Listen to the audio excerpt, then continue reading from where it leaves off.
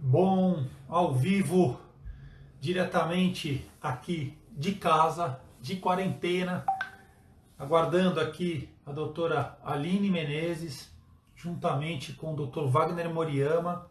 Nós vamos falar um pouquinho aí sobre o caos instalado, né, na sociedade brasileira, mundial, mas logicamente na sociedade brasileira. Fiz questão de fazer essa live, mudar um pouquinho o horário, meio-dia e meio até 1h30. A gente tem 1 hora. Cada médico, cada pediatra terá 25 minutos. Né? A gente vai conversar aqui um pouquinho. A doutora Aline acaba de entrar. Gentilmente, né? Eles que não param, são profissionais da área da saúde, então eles não estão de quarentena, além de cuidar da casa, além de cuidar das pessoas, né? Fizeram questão de nos atender com relação ao tema, né, da live de hoje. E pesquisas e intervenções, né? Ambos palestrantes são pesquisadores. Então, pesquisas e intervenções na quarentena, o que vem acontecendo com relação aos números, ao crescente número, né, de infectados e de mortes, e como ajudar a minha família, né, pensando em nossas famílias. Então, é uma preocupação muito grande da Double Age, do professor Caio Graco, e nós temos esses palestrantes no nosso corpo docente. Eu gostaria já de imediato conversar com eles para eles terem a palavra, eles conversarem conosco, 25 minutos cada um, e depois a gente faz um fechamento aqui.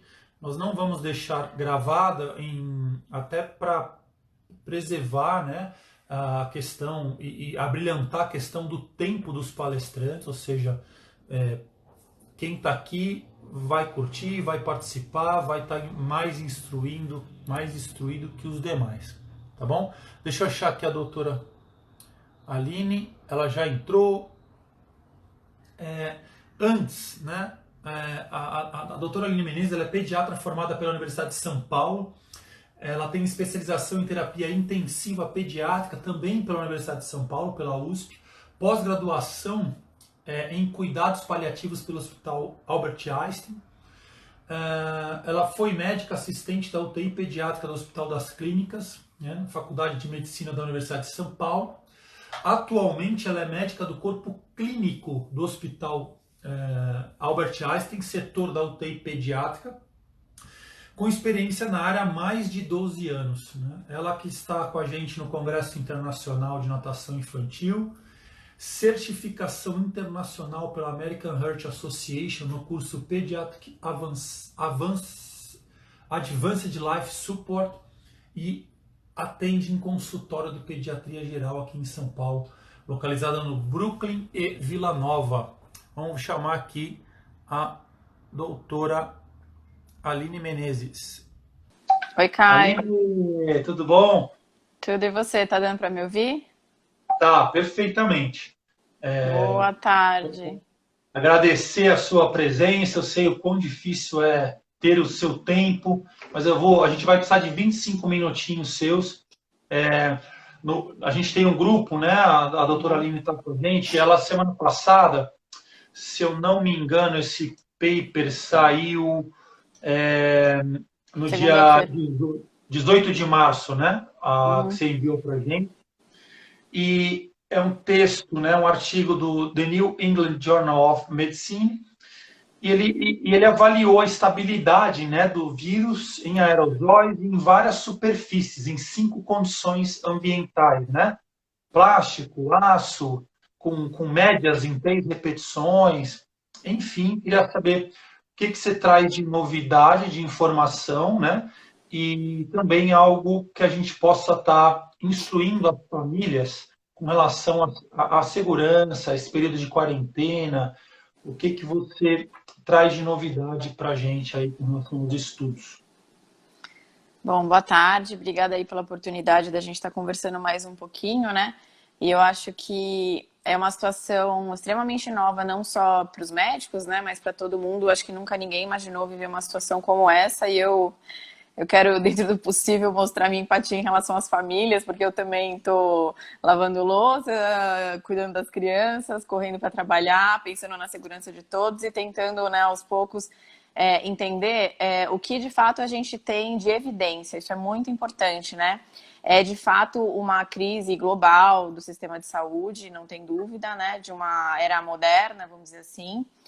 E a gente precisa ser muito solidário em relação às pessoas nesse momento e também ter a cabeça muito no lugar para conseguir analisar os dados, porque a gente está, graças a Deus, tendo uma oportunidade que é aprender com que os outros países viveram essa catástrofe e tá podendo tomar atitudes que são mais ou menos premeditadas em relação às experiências anteriores, seja de China, Itália, enfim, né?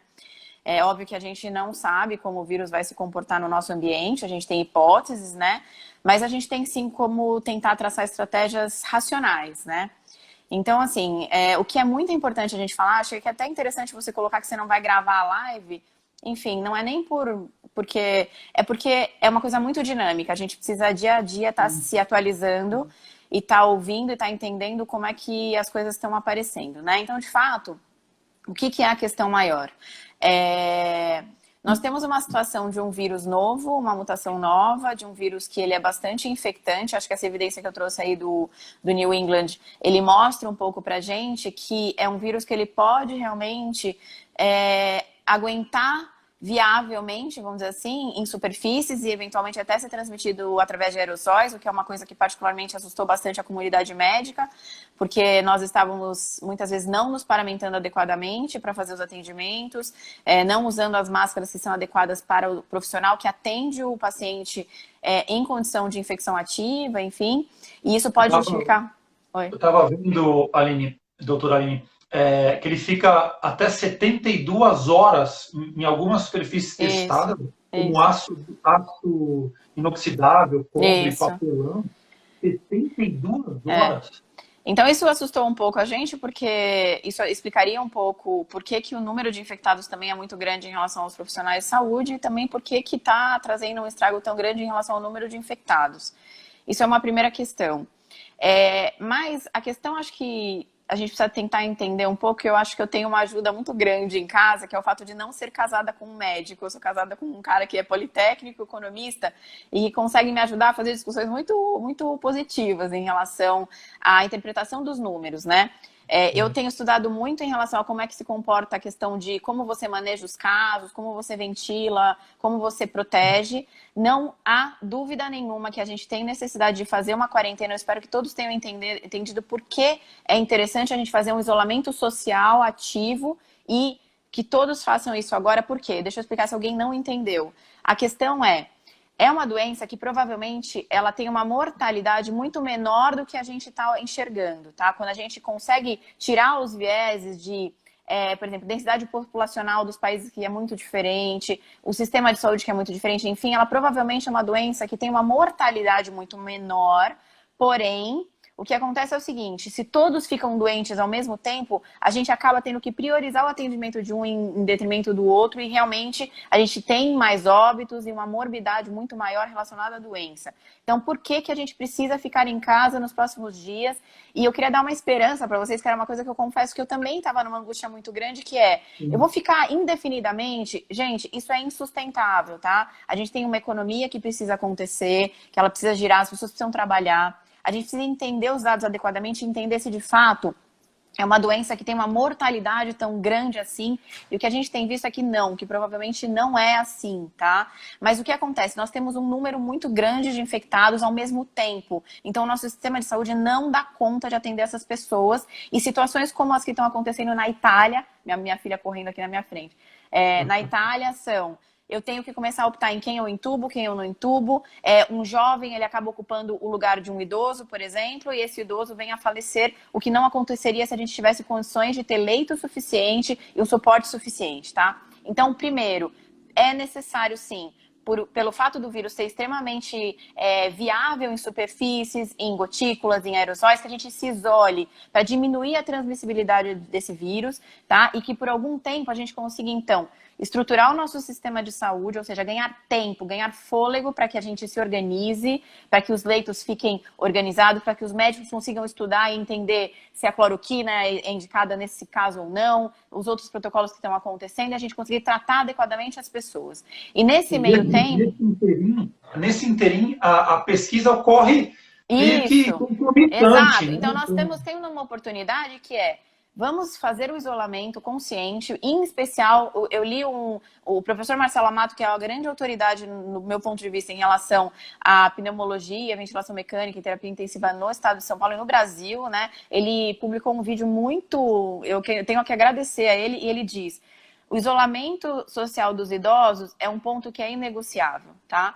A gente sabe que se tem uma população que morre, são os idosos, tá? Então a gente tem que ficar em casa, isso é inegociável. Ela é uma doença que ela é branda, ela não é, isso não quer dizer que as pessoas não tenham sintomas, mas os jovens, por exemplo, a mortalidade em crianças menores que 10 anos é praticamente zero, ou eu diria até zero, tá? A gente tem que estudar um pouco, porque existem um ou outros casos que aconteceram, mas que provavelmente a gente ainda não entendeu se ela tem alguma comorbidade específica, alguma coisa assim. Em menores que 20 anos, pra você ter uma noção, a gente tem descrito um óbito de um chinês, de um menino, né?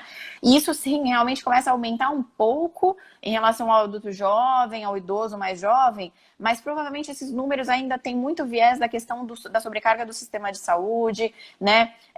Da densidade populacional, enfim, tem uma série de vieses, mas quando a gente limpa esses números, eles provavelmente são muito menores do que o que a gente está enxergando. Então, o que a gente precisa fazer agora no nosso país? Entender que a transmissão, ela acontece sim, através de contato com superfície infectada. Se você tem alguém que vai fazer um procedimento e eu preciso avaliar essa pessoa, se eu não usar uma máscara adequada, que eu já não estou encontrando, né, a N95, eu posso me infectar. As crianças podem ter sintomas, outras não. Enfim, a gente precisa entender que esse contato, ele é um potencial risco para transmissão. E ficar em casa... Fala. Ele é assintomático, ou seja, a criança pode transmitir o vírus para o avô, por exemplo? Sim, sim. Porque não dá para perceber, ela é imperceptível, e ao mesmo tempo, vamos lá ver a vovó, estamos com saudade. Não, então agora é a hora da gente... Eu tô tendo um trabalhão com meu pai e com a minha mãe, vocês não têm noção do que eles dão trabalho, eu dou mais trabalho que meus filhos. Mas assim, a gente precisa entender que, é como o professor Marcelo Amato colocou, o isolamento dos idosos nessas próximas 2 semanas, ele é inegociável, porque é a população que morre, tá? Ponto final, tá? E a gente tem os fatores de risco, que são principalmente doenças cardiovasculares, que estão relacionadas a isso. As crianças, e por favor, não entendam que as crianças estão liberadas para sair, ou os adultos jovens não estão, porque a gente é realmente fonte de doença, nós transmitimos, a gente tem o contato, então a gente precisa ficar todo mundo isolado por um certo tempo, para que aquela curva que está todo mundo cansado de saber, o que acontece com essa curva ao longo de 2 ou 3 semanas? A gente consegue diminuir o número de doentes para que essa curva caiba dentro do nosso sistema de saúde, ok? Então, a gente precisa que a gente dê conta disso, ok? Então, a gente precisa realmente de um isolamento social efetivo e que todos colaborem quanto a isso, ok? Isso é a primeira informação importante. As crianças, elas são vetores, elas são veículos. Elas muitas vezes têm sintomas brandos, elas podem ter sintomas, inclusive pneumonia, é descrito isso em literatura, tá? Mas poucas precisam de internação e pouquíssimas precisam de terapia intensiva e quase nenhum óbito. Isso também acontece para o adulto jovem que não tem doenças de base, enfim, mas isso não exime a gente da responsabilidade de manter eles em isolamento por enquanto. Agora você me fala, a nossa grande questão isso é infinito? Até quanto tempo isso vai durar? Em 2 ou 3 semanas, por que a gente fala isso em 2 ou 3? Na verdade, 2 semanas, porque a gente não tem uma questão oficial no nosso país ainda. Isso atrapalha muito, porque uma parte das pessoas faz o isolamento, outras não. Então, a gente tem uma média, mais ou menos, eles pensam entre 40% a 60% aderindo a isso atualmente. A gente precisaria de quanto mais pessoas possível. Isso já chegou, por exemplo, em favelas. Isso preocupa muito, tá?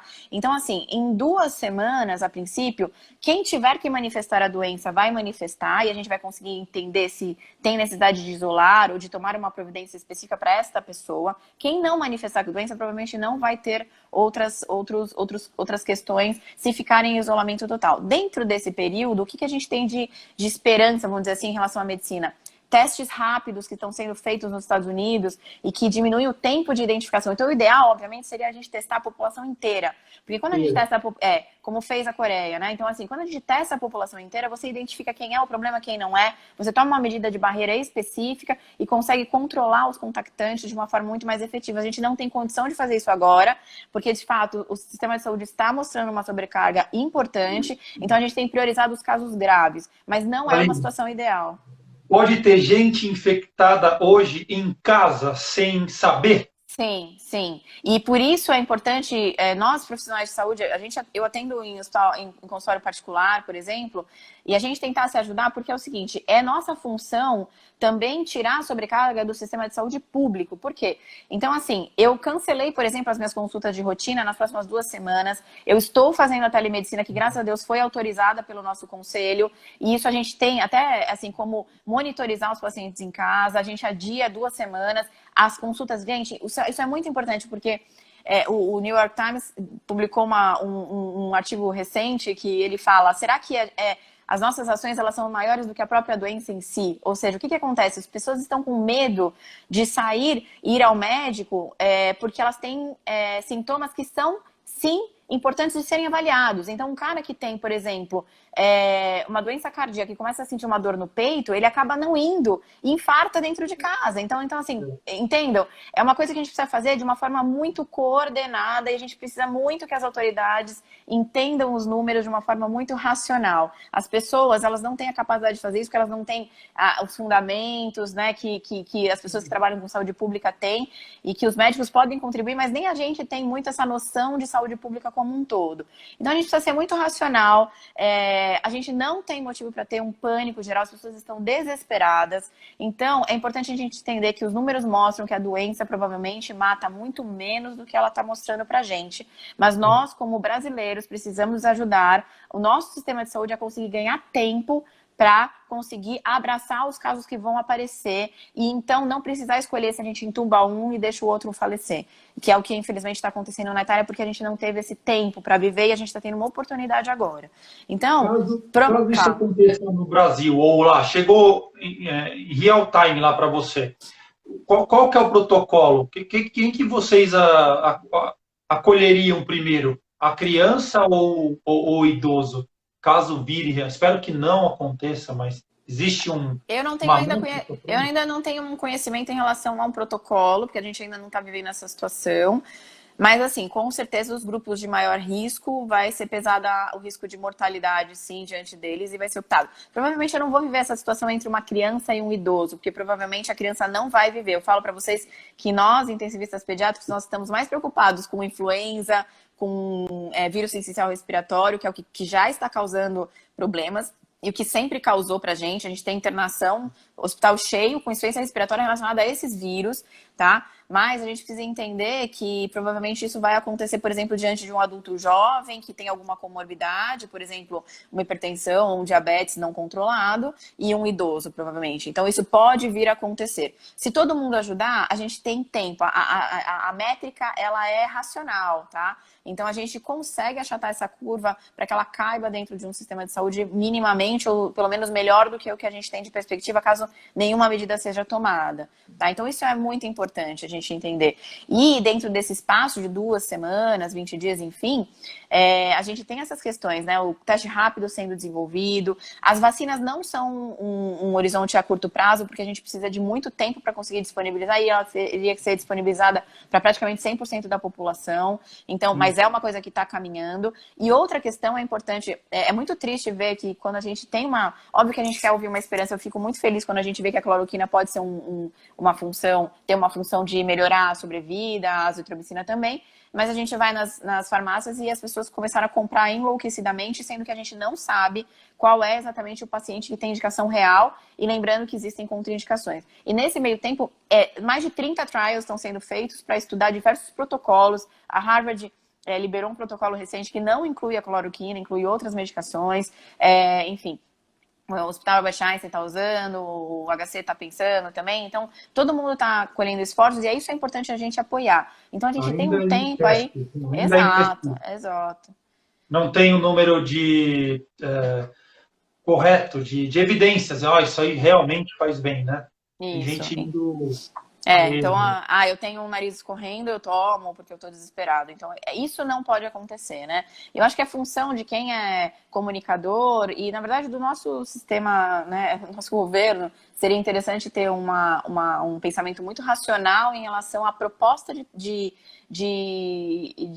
tratamento, ou seja, de plano de cuidado da nossa população. Então, tentar entender, olha, vamos ficar 2 semanas, e é um negócio do tipo assim, com uma estratégia até imaginando, por exemplo, como é que a gente ajuda as pessoas que dependem fundamentalmente de sair de casa para trabalhar. Porque, entende, uma coisa para nós, que graças a Deus temos uma condição de financeira melhor, é uma coisa simples de você falar assim, fica em casa e ponto. Eu consigo, se eu precisar, eu consigo segurar 15 dias, 1 mês. Mas tem gente que se ficar em casa 1 semana, 2 semanas, não aguenta. Então, entre passar fome e correr o risco de morrer, ela vai correr o risco de morrer, com certeza. Então, não é uma decisão tão simples. E aí a solidariedade e a inteligência do nosso governo ela é fundamental. Porque provavelmente você vai precisar desenvolver ações que consigam dar suporte em relação à alimentação dessas pessoas, ao atendimento de triagem. Então, por exemplo, você fala, não vá ao hospital. Quem tem um pediatra particular, ele liga para mim. Mas e quem não tem?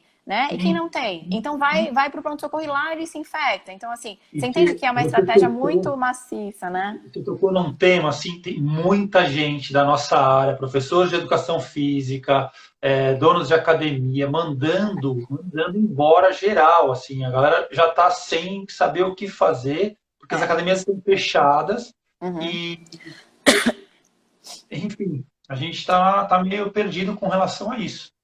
E assim, é uma situação que ela é insustentável. O mundo não aguenta você ficar 2, 3 meses parado, enfim.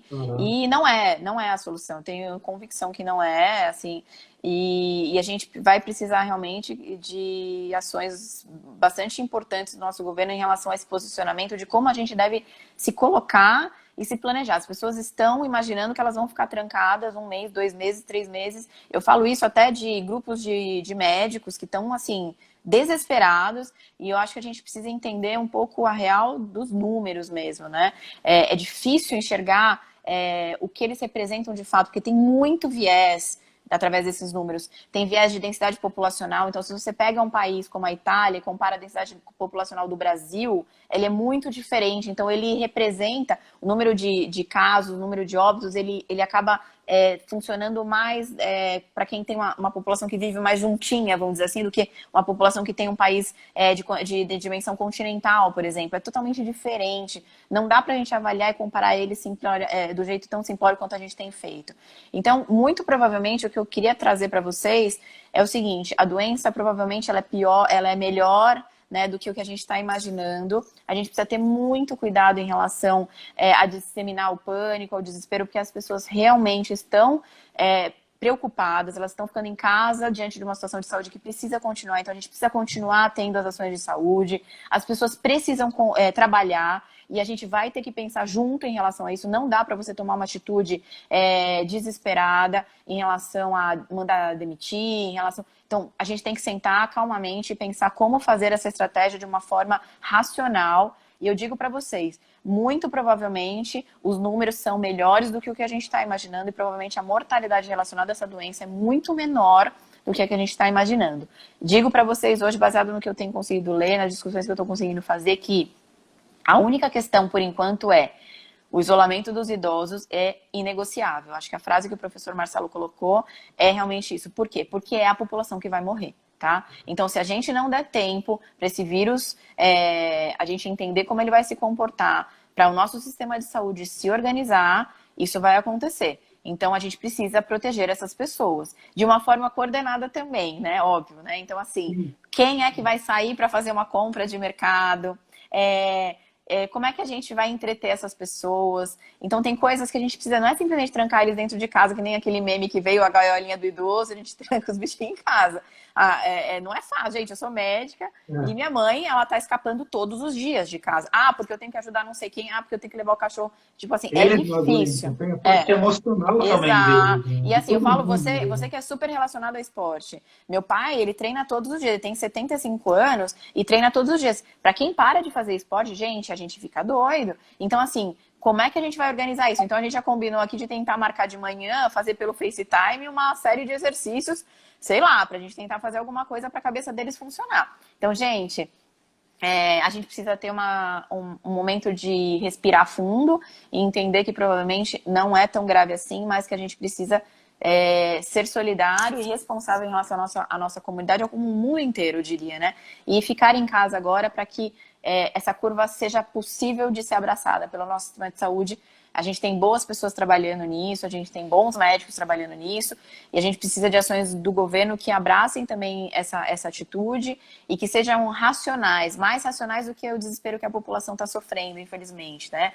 Porque não só a população leiga, mas assim, até as pessoas que têm condições de ter um ensino que são estudadas, enfim, elas estão perdidas, não sei o que fazer, manda embora, e não é isso, gente, calma, tá? Então, vamos ficar em casa, vamos viver uma semana de cada vez. Se você quiser, eu te convido a gente a fazer uma live daqui a uma semana ou duas, e a gente conversa de novo. Eu deixo o meu Instagram aberto para quem quiser te ter qualquer dúvida. Eu já coloquei isso até no meu prédio, no meu trabalho, eu sou médica. Se alguém quiser, manda dúvidas para mim, a gente orienta. Mas acho que é importante a gente se ajudar nesse momento, tá bom? Perfeito. Eu preciso terminar agora, porque a gente vai entrar com o Dr. Wagner. Obrigada. E muito agradecer pelo teu tempo e vamos fazer mais. Eu acho que as pessoas precisam saber mais sobre pesquisa, sobre as inovações e o que está vindo aí de novidade. Beijo, obrigado. Obrigada, tchau. Vamos lá agora, diretamente com nosso querido doutor Wagner Moriyama. Ele também que já entrou, está acompanhando aqui a live, tá? É importante, né, que ele vem falar agora da questão do brincar, né, também, né, trazendo os números atualizados. Ele, que é graduado em medicina pela PUC, pediatra intensivista ampliado pela antroposofia, membro da equipe do Hospital Geral de Itapevi, Clínica Macaé, Pronep, consultor do INAT, palestrante da empresa Double Age. Com vocês, gratidão, doutor Wagner Tatsuya Moriyama. Eu preciso, depois que a Aline já falou tudo, eu preciso falar mais alguma coisa. Ela expôs tudo Fantástico, perfeito. Né? Fantástico. Talvez agora minha fala seja uma coisa mais poética, uma coisa mais para a alma. E o que a gente vem discutindo, Caio, assim... as pessoas estão desesperadas, com muito medo, e medo a gente não pode ter, porque o medo é um antônimo de coragem, e coragem é agir com o coração. Eu queria falar... Rapidamente, se eu estiver errado com os números, me corrija, porque são 1.546 casos, e vem crescendo, você vem me mandando várias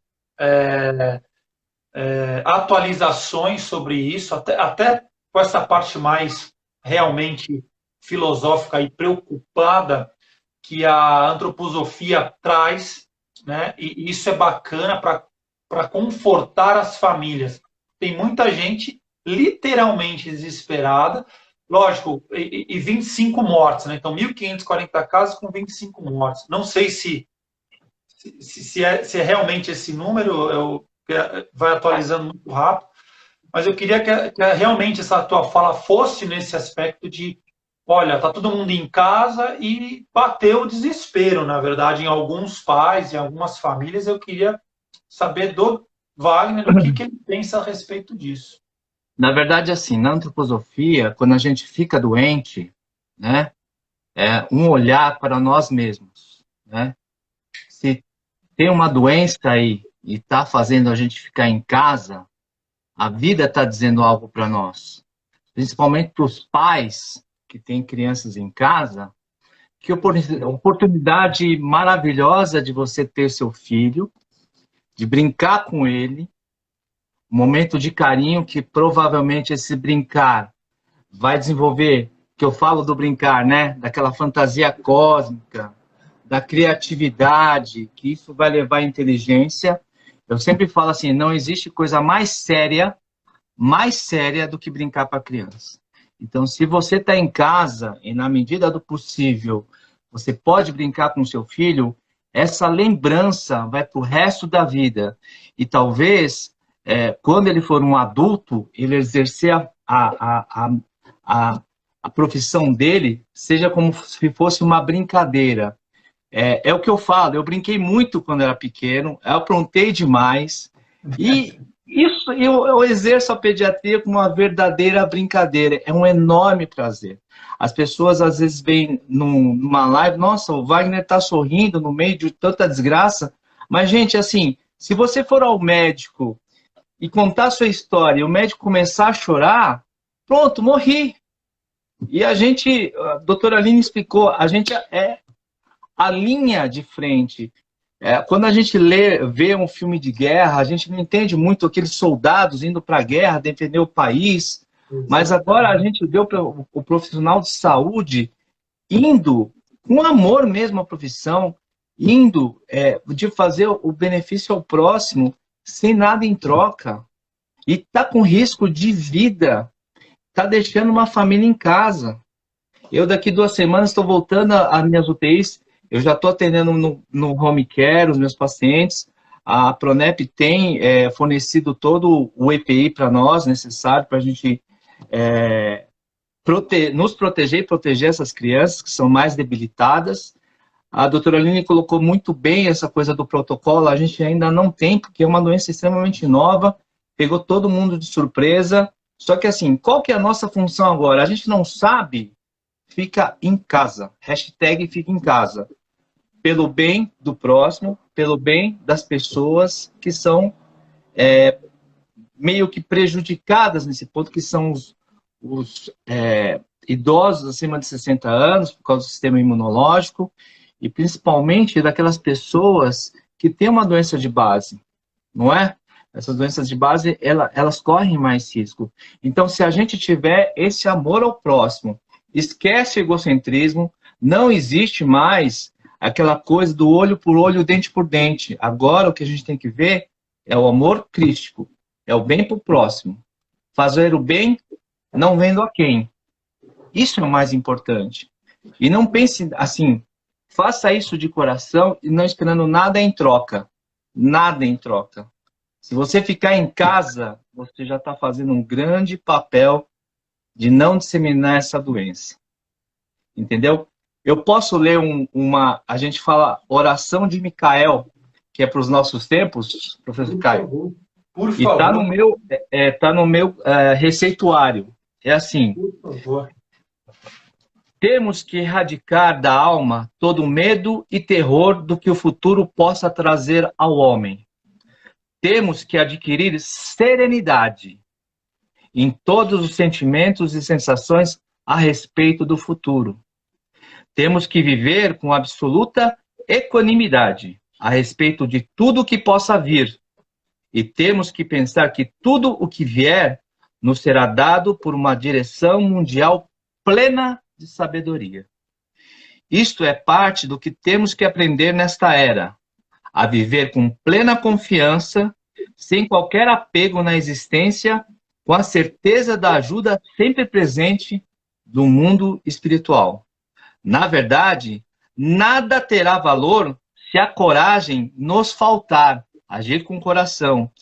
Disciplinemos nossa vontade e busquemos o despertar interior todas as manhãs e todas as noites. Isso é uma oração de Micael de Rudolf Steiner. Então, assim, é muito perfeito para isso. A gente não pode ter medo. Haja com coração, haja com calor humano, haja com respeito ao próximo. Você que está em casa com seu filho, com a sua filha, é uma oportunidade única. Eu sei que é estressante, como a doutora Aline falou, em relação à economia. Nós que somos autônomos, talvez tenha uma maleabilidade um pouquinho maior, ficar um pouco sem ganhar tanto. Mas e as pessoas que não têm isso, a gente também tem que pensar de que forma a gente pode ajudar isso. Talvez é uma responsabilidade agora não individual, mas social, pensando o que eu sempre falo, pensando no próximo. É o calor humano que a gente vai ter que usar agora. De uma maneira muito... Não é a hora de ganhar tanto, né? É a hora de a gente dar ter outros valores que estão sendo Exatamente. necessários a ser resgatado pela humanidade. Ó, o pessoal está colocando os coraçõezinhos aqui é porque estão aplaudindo você aí, viu? Muito legal, cara. Obrigado. Muito bom.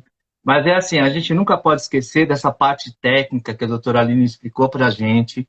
São números, é importante isso. Então, tem muita gente séria estudando. A gente está numa vantagem muito grande. Se a gente for fazer uma comparação, quando teve a gripe espanhola, que foi causada pela influenza, onde mataram mais de 20 milhões de pessoas, a gente tem vacina hoje, a gente pode reconhecer o vírus em alguns... Por exemplo, na década de 80, demorou-se 2 anos e meio para reconhecer o vírus do HIV. Hoje, a gente reconhece em pouco tempo e já tem a marcação desse genoma desse vírus. Então, a gente está numa fase de muita tecnologia que pode servir para a gente.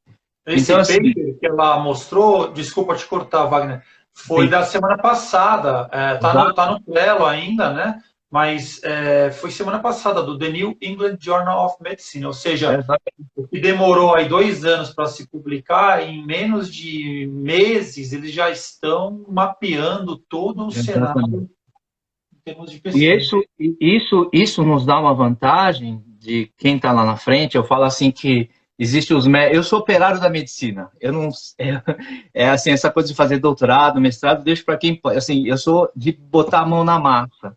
E agradeço as pessoas que têm essa capacidade, igual a doutora Aline, muita gente que faz isso, mas assim, eu sou de botar a mão na massa e pegar do que eles aprenderam e passar para os pacientes, para os pais e para as mães. Mas assim, é um momento muito importante na trajetória da história humana. Humanidade, né? Mundial, exatamente, né? Então, não é assim, Brasil, né? por que a gente tem que ficar em casa? Por que a gente tem que ficar em casa? Tem essa parte técnica de a gente não esparramar mais vírus para outras pessoas, mas existe algo, quando a gente olha, a gente tem que ver por vários prismas, né? Por que o pai e a mãe têm que ficar em casa com a sua criança? Né? Será que se eu ficar em casa com o meu filho, com a minha filha, o que vai acontecer? Eu sempre digo no consultório que é o seguinte: o filho ou a filha que tem a presença da mãe, geralmente o pai tem que buscar o sustento, é mais feliz. E se essa criança agora está com o pai presente, talvez seja muito mais feliz ainda. É lógico que é por um tempo, mas tenha certeza que esses 15 dias ou 20 dias, não importa, que a criança tiver a presença dos dois em casa, é maravilhoso. É um investimento, né? Um investimento.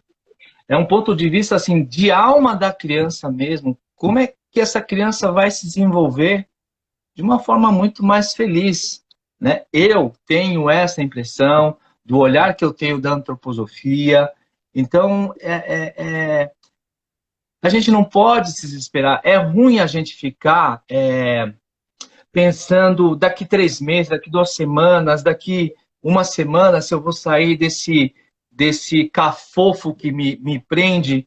Por que você não pensa hoje? Hoje. Porque se depende de outras pessoas, né, depende do governo me liberar, não tem jeito.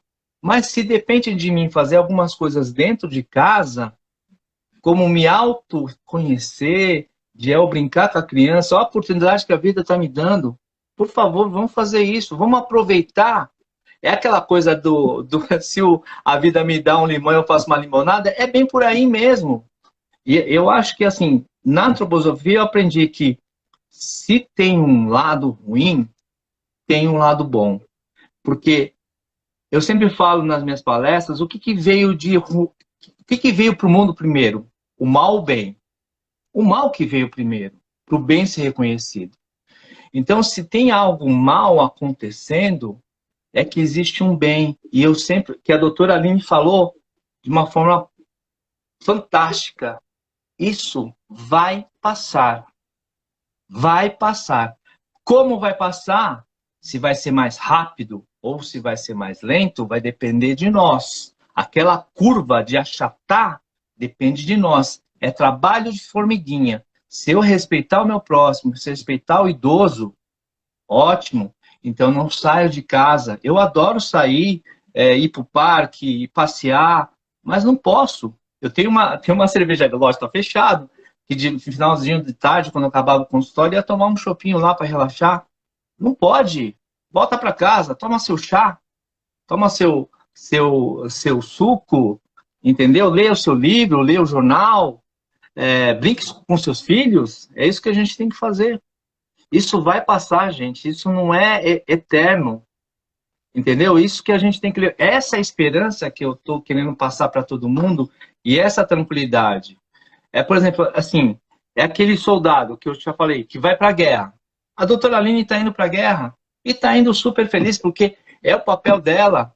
Isso é um calor no coração do que ela está fazendo de ajudar o próximo. Né? Eu saio todo dia, basicamente 3 vezes por semana para ver os pacientes de home care, que eles precisam. E alguns a gente vai diminuir a visita porque estão mais estáveis, mas assim, eu vou tranquilo, eles precisam de mim, né? Dar uma tranquilidade para os pais, tranquilidade para a criança, porque assim, se a gente consegue o médico passar isso para o seu paciente, a coisa se harmoniza de tal forma que é tranquilo, a coisa deslancha. Quando a doutora Aline fala com o paciente dela, tanto de consultório como de UTI, que a UTI é uma palavra que causa uma certa angústia na gente, principalmente no pai. Pô, se ela falar que está tudo tranquilo, a coisa vai desandar, a gente está fazendo tudo que... o pai vai ficar mais assim, mais seguro do que ela está fazendo, do que a gente está fazendo. Então, assim, a minha missão, quando vocês me chamam, você, professor Caio, os professores do Brasil, é passar para os pais essas assim, pô, o Wagner tá lá no front e tá rindo. Onde que eu tô? Eu vou cuidar de pessoas, é a minha missão, a missão de todo mundo, a nossa missão de quem não é da área de saúde, fica em casa, hashtag fica em casa, você já vai estar ajudando muita gente, mas muita gente. Se de repente uma pessoa infectada, vamos supor, ela pode infectar 3 no momento. Esses 3 vão infectar 9. Esses 9, 27. Entendeu? E por aí vai. Então, se a gente puder achatar isso, como a doutora Aline falou, de forma fantástica, e o sistema de saúde absorver isso, a nossa mortalidade seja muito baixa. Entendeu? E a gente não pode dizer uma coisa, o que eu falo, não existe egoísmo agora. É o social. O social, a gente tem que pensar no próximo. Amor crístico, calor no coração. É isso, Caião. Muito legal, muito bom. Gratidão por vocês terem participado. Realmente, vocês estarem indo para o front lá, né? Olha, vamos para a guerra, mas levando a coisa com muita inteligência emocional, ou seja, sabendo fazer, trazendo alegria. A minha preocupação era levar isso para os professores, porque tá tendo um momento atípico que, assim, tem gente sendo mandada embora, tem gente que está esquecendo totalmente o lado humano do negócio e está piorando a situação, está agravando a situação. De repente, não era para se falar de trabalho, de economia, do que vai acontecer, porque eu fico imaginando a cabeça de um pai de família que está em casa, que não tem, como é que eu posso dizer, ele não tem ainda a ideia do que fazer, porque é muito recente as coisas, e o lugar onde ele trabalha está assim, ó, tchau. Então, a pessoa está sem cabeça até para ficar com a família dentro de casa. Eu, conversando com uma policial ontem, ela me disse que as maiores ocorrências estão sendo de briga entre marido e mulher. Exatamente. Mas nessa situação adversa. Olha onde está. Né? Eu precisava fazer alguma coisa, peço desculpas para vocês, porque foi muito rápido. Né? No sábado ou domingo, eu conversando com vocês, você não, vamos lá. Então, assim, foi fantástico o acolhimento de vocês para com o nosso público. Né? Só um exemplo que eu vou te dar, Caio, assim, em 2016, eu pedi as contas de um hospital porque os meus amigos todos foram destratados, né? E como foram eles que me levaram para lá, eu resolvi, pelo Bushido, né, daquela coisa do samurai, não trair a honra que eles me deram. Então eu saí de lá, só que era metade do meu salário. Metade do meu salário. E eu fui gastando minhas economias, mas assim, sempre com o pensamento, vai melhorar. Isso passa, isso passa. Isso com 50 anos já. Pô, com 50 anos ter esse problema de financeiro, mas isso vai passar, isso vou recuperar. Vendi carro, sabe? E recuperei. É melhor você estar vivo para enfrentar um problema financeiro lá na frente do que estar morto e não ter essa vivência. E para que você faça isso, fica em casa. Pensa no próximo. Vai passar. Tá pior? Vai melhorar. Vai melhorar. É não ter medo. Se ter medo, você vai ficar paralisado, vai ficar estressado e aí a coisa não anda. Lembra do equilíbrio. Comer bem, dormir bem, atividade física, a criança brincar e o adulto se mexer um pouquinho dentro de casa. E serenidade. Calor humano, calor no coração. É isso que eu tenho que falar. Doutor Wagner, ele não gosta que chame de doutor, mas é doutor Wagner. Wagner.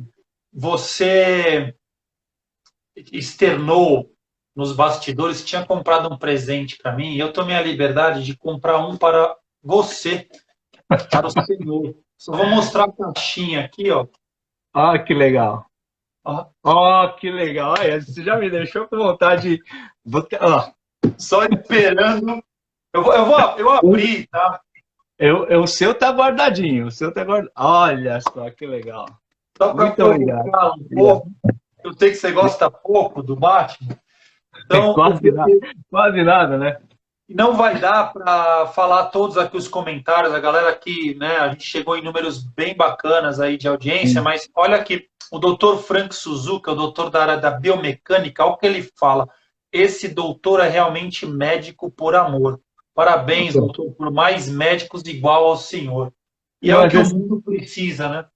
Quando você mexe com criança, quando você mexe com um ser humano, você tem que ter amor. E eu sempre falo, você vai na medicina, você quer ganhar dinheiro? Claro, dinheiro é importante, mas isso não é o principal. Se você não tiver respeito ao próximo e calor no coração para poder ajudar aquela pessoa, me desculpe, vai procurar outra área. Não é só dinheiro que a medicina vai te trazer. As pessoas que você vai encontrar durante a vida precisam de um profissional não só do físico, mas da alma também. Essa é a grande queixa. Então, vamos tentar olhar para essa alma. E quem mexe com criança, não dá para ficar triste. As crianças são muito fantásticas. Por isso que eu sempre falo que quando eu vou clinicar, eu vou recarregar as baterias. Entendeu? Bom, é isso. Muito obrigado, Wagner. Obrigado, viu? Doutora Aline também. Eu vou tirar aqui da live e vou fazer a finalização, tá bom? Tá bom. Obrigado. Tchau, tchau. Então é isso, turma. Eu queria muito passar essa tranquilidade para vocês através de números, através de pesquisa. A doutora Aline, fantástica, né? É um ser humano mais humano, nos atendeu, né? Tá sem dormir, tá virada aí de tanto trabalhar. Doutor Wagner, idem, né? De tá essa parte mais de amor, de acolhimento ao ser humano e brincar, né? Lembrança para o resto da vida, ou seja, talvez essa parte, esse vírus veio realmente para isso, né? Então vamos esquecer a parte material no primeiro momento e vamos pensar nessa parte espiritual, né? Espírito precede a matéria, ou seja, é o momento de olharmos para dentro, é o momento de olharmos para as nossas famílias, é o momento de estarmos juntos com outras pessoas, de olhar o outro, mesmo que seja virtualmente, né? E esses são grandes doutores, né, da medicina, é o futuro. São médicos que não olham só a parte técnica, né? Eu tive a oportunidade de conhecer a doutora Aline, ela realmente é um ser humano mais humano. Eu tive a oportunidade de jantar com o professor, com o doutor Wagner, e ele atendendo uma mãe pelo WhatsApp, né, atendendo, ou seja, no meio de um jantar, ele pediu licença e foi ajudar uma família, ou seja, isso já era 9, 10 horas da noite lá em Goiânia. Então, são pessoas que eu quero próxima para estar com vocês, com o público da Double Age.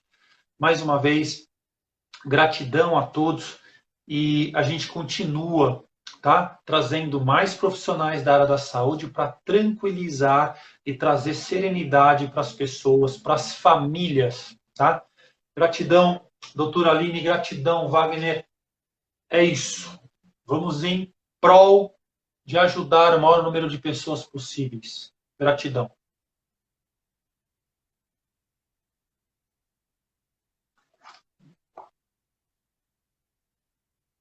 Coraçõezinhos e mais coraçõezinhos. Adoro essas palmas. Palmas para a doutora Aline, palmas para o doutor Wagner.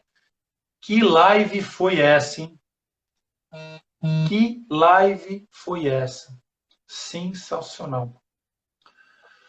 O nosso grupo de estudo continua lá, né, no Nadando Divertidamente. Dá tempo de vocês entrarem. Peço o link aqui pelo direct.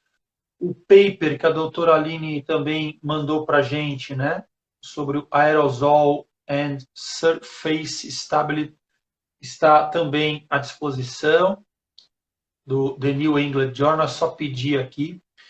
E vamos juntos em prol de ajudar a humanidade. Todos precisam de nós.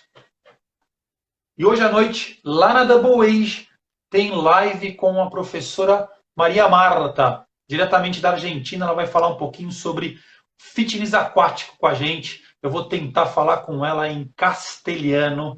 Estou treinando aqui meu castelhano para falar com ela hoje à noite, às 9h30 da noite. Professora Maria Marta, diretamente da Argentina, com a gente, falando sobre hidroginástica e fitness aquático. Beijo a todos. Essa live não vai ficar gravada, é só o tempo da gente tirar ela do ar e eu vou ficar... A gente vai tirar do ar, tá bom? Ela não ficará gravada, tá? Beijo a todos. Gratidão, Herbert. Ceci Campos. Roberta Leonel. Muita gente. Dr. Frank Suzuki. Ativa Baby. Olha, Jimenezes. Pacontize. Vanderlei Flema. Gratidão, galera. Gratidão.